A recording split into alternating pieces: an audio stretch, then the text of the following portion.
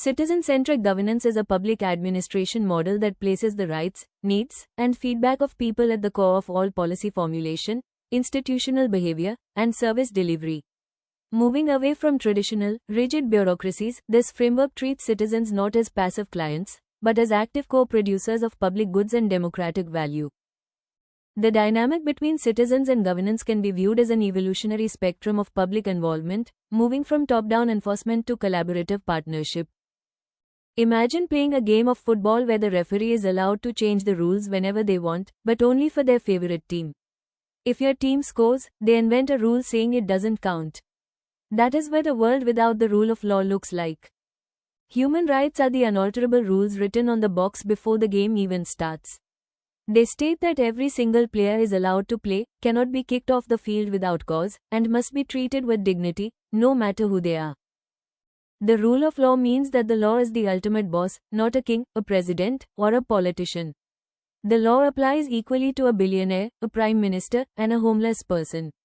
No one can be punished for something unless a written law explicitly forbids it.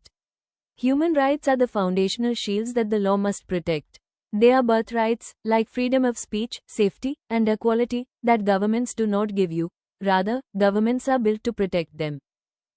Imagine you give your older siblings 500 rupees to buy groceries for dinner.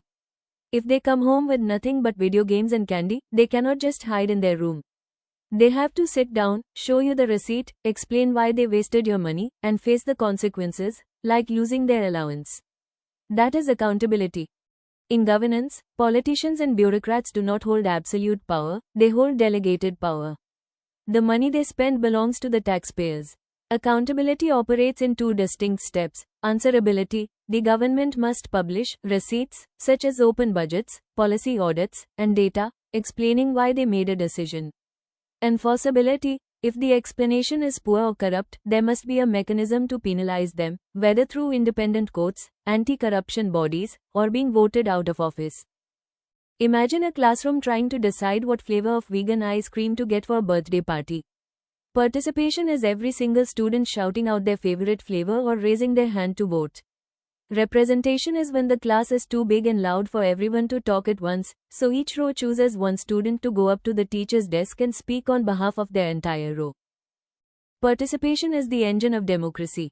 It is not limited to voting once every few years. It includes attending town hall meetings, signing petitions, protesting peacefully, and giving feedback on public policies. Without it, the government operates in a vacuum. Representation is the practical solution to scale. In a nation of millions, everyone cannot sit in parliament to pass laws. Therefore, citizens elect representatives to act as their voices.